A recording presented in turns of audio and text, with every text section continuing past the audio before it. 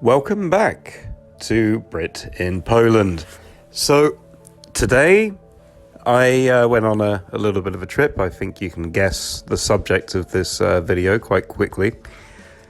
But after months of being subjected to adverts, billboards, Facebook ads, I'm sure there was some other form of subliminal messaging going on. But I finally succumbed and went along to this Cosmos exhibition, which is being held in Warsaw, over in the Praga district, in the Nowa Praga Museum. And actually, it wasn't that bad. Actually, that's putting it lightly. It was very good. I was very impressed. Ticket prices were a little bit higher than the average museum in Warsaw. I guess a lot of that money goes on the advertising budget. But it's about 50 zloty, 55 once you pay like online fees. And so I was a little skeptical.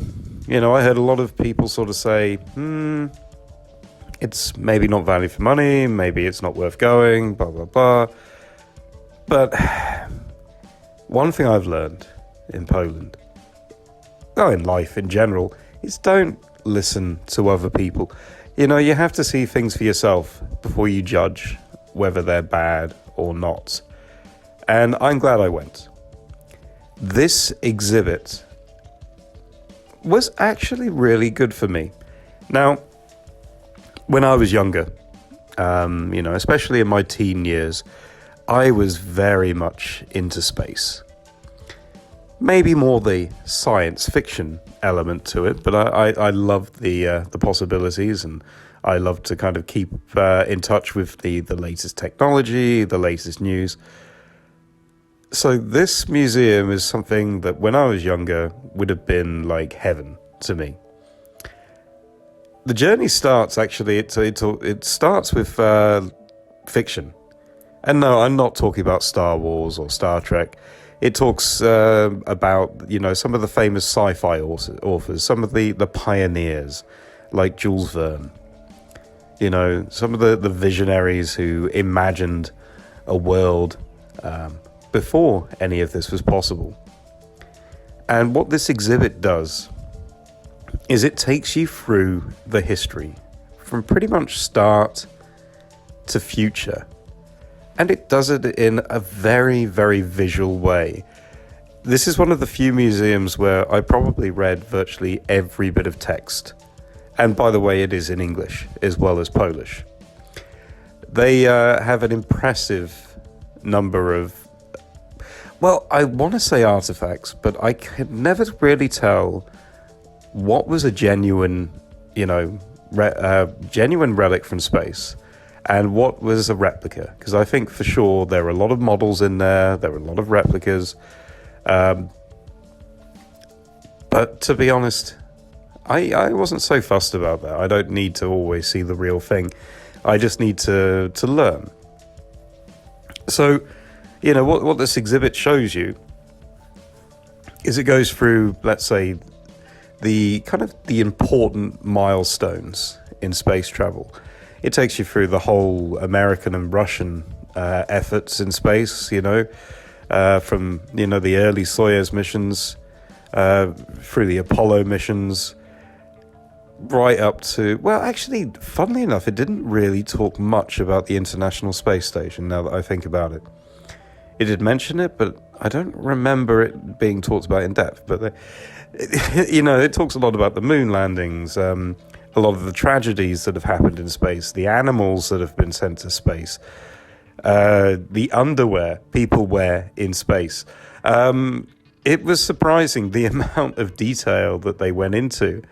And honestly, I was impressed, when I was looking around, I wholeheartedly recommend it.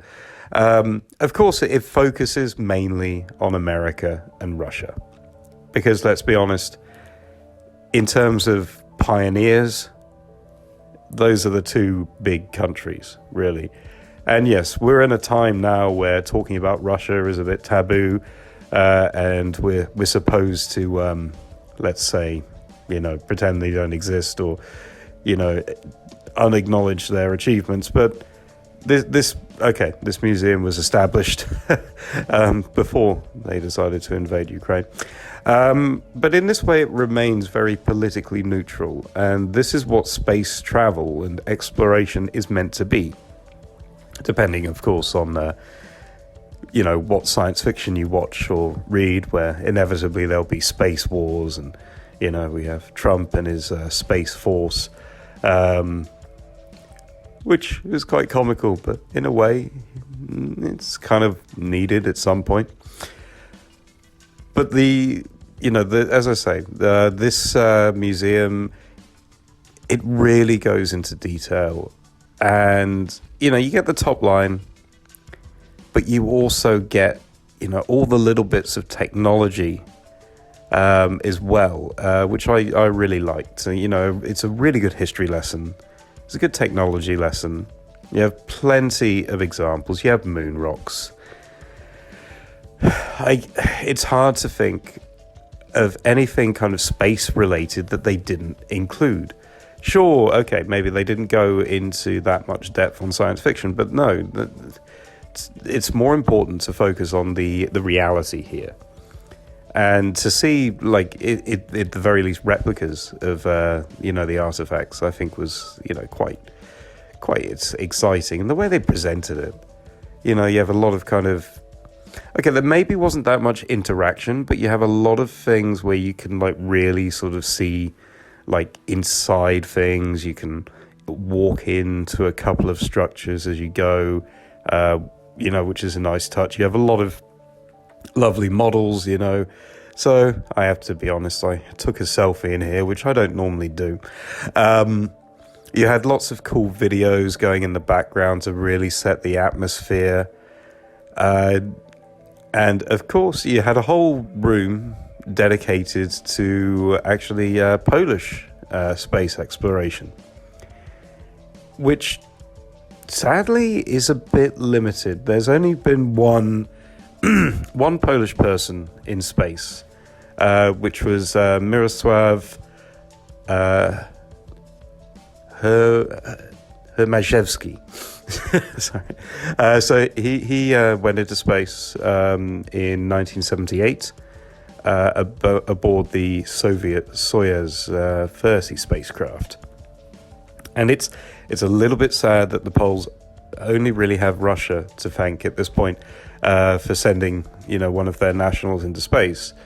Poland does have a space program, and they are involved in space.